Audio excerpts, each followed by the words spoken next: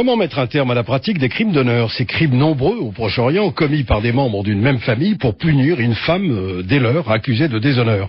Le Conseil de l'Europe se penche cette semaine sur ce fléau dans le cadre d'une campagne contre la violence faite aux femmes. Alexandre Barbe. Une jeune femme tombe amoureuse d'un homme que sa famille n'a pas choisi. Pour laver cet affront, le père tue sa propre fille, commettant ce qu'on appelle un crime d'honneur. La formule n'est pas très heureuse, mais c'est la seule pour désigner cette pratique qui chaque année coûte la vie à plus de 5000 femmes dans le monde. Une pratique que ses auteurs justifient par des traditions ancestrales.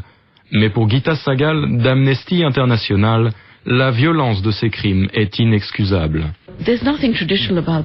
La tradition n'a rien à voir avec cela. La tradition n'a rien à voir avec le fait, par exemple, de filmer avec un téléphone portable une jeune femme se faisant lapider à mort, comme ça s'est passé en Irak. À mon sens, c'est une nouvelle forme de barbarie qui rend les choses encore pires qu'elles n'étaient auparavant.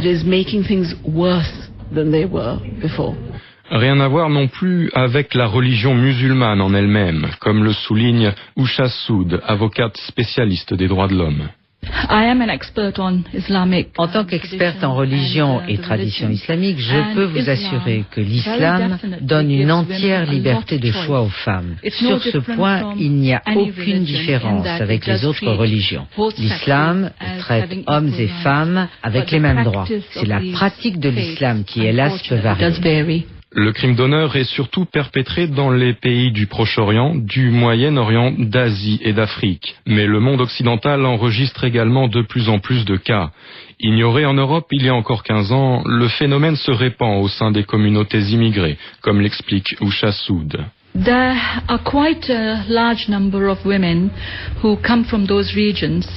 a un grand nombre de femmes qui viennent en Europe, notamment au Royaume-Uni, comme réfugiées, parfois comme étudiantes et qui parfois même travaillent sur le sol européen.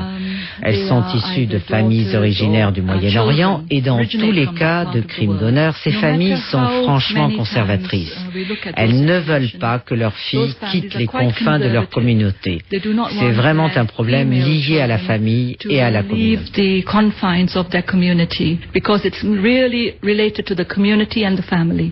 Pour enrayer ce fléau, la directrice d'une campagne internationale contre les crimes d'honneur, Diana Nami, préconise plusieurs moyens d'action à mettre en œuvre dans l'urgence. Il